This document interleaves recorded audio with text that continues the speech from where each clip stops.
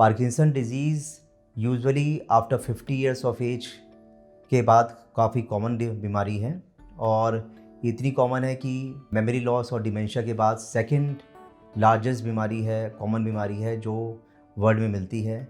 इसमें पेशेंट्स को अधिकतर यूजुअली इसके कुछ रिस्क फैक्टर्स होते हैं, जैसे 50 ईयर्स से ज़्यादा एज होना, 10 to 15% केस में पॉजिटिव फैमिली हिस्ट्री का होना या मल्टीपल हेड इंजरीज़ का होना। इसके अलावा कभी कभी पॉइजन इंसेक्टिसाइड्स के एक्सपोजर से पार्किंसन डिजीज़ हो सकती है। ये सारे रिस्क फैक्टर्स के अलावा कई बार विदाउट रिस्क फैक्टर्स भी पार्किंसन किसी को हो सकती है। इसके कॉमन सिम्टम्स में पेशेंट्स को अधिकतर कंपन की बीमारी का होना, जो एक हाथ में यूजुअली स्टार्ट होती है, उसके बाद पूरी बॉडी में फैल जाती है, या फिर स्लोनेस का आ जाना, धीमे धीमे चलना, पेशेंट बहुत धीरे धीरे स्मॉल स्टेप से चलता है और कई बार चलते थे गिर भी जाता है, हाथ पैर में स्टिफनेस का होना। तो जब भी ऐसे सिम्टम्स होते हैं पेशेंट को नियर बाय न्यूरोलॉजिस्ट को कंसल्ट करना चाहिए, जिसमें पार्किंसन डिजीज़ होने की पॉसिबिलिटी हो सकती है। इसका यदि प्रॉपर तरीके से डिटेक्शन हो जाता है, तो अर्ली डिटेक्शन हो जाता है, तो इसका इलाज संभव है। इसमें कई मेडिसिन होती हैं जो दी जाती है, जिसमें डोपामिन, सिनडोपा और डोपामिन मेन मेडिसिन है। इसके अलावा और भी मेडिसिन होती हैं जिससे इसका सक्सेसफुली इलाज हो सकता है।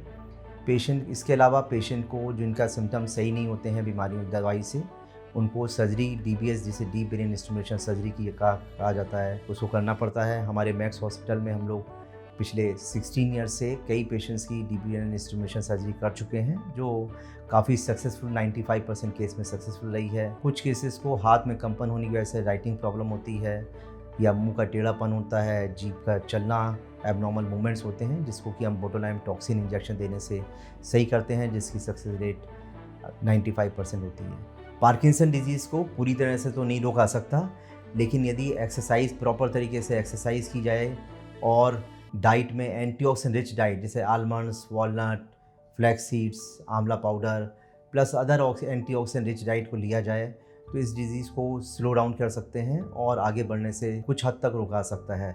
इसके अलावा दवाई लेते लेते भी यदि एक्सरसाइज करने का इसमें बहुत ज़्यादा रोल है, जिसमें कि डिफरेंट टाइप्स ऑफ एक्सरसाइजेज बताई जाती हैं, जिससे इस डिज़ीज़ को काफ़ी हद तक कंट्रोल किया जा सकता है। तो मैं आपको यही मैसेज देना चाहता हूँ कि हमको पार्किंसन डिजीज़ के यदि सिम्टम्स जो हमने बताए हैं यदि होते हैं, तो नियर बाय न्यूरोलॉजिस्ट को कंसल्ट करें, जिससे इसका इलाज जल्दी से जल्दी हो सके और मरीज को हम बेड बाउंड होने की स्टेटस से बचा पाएँ।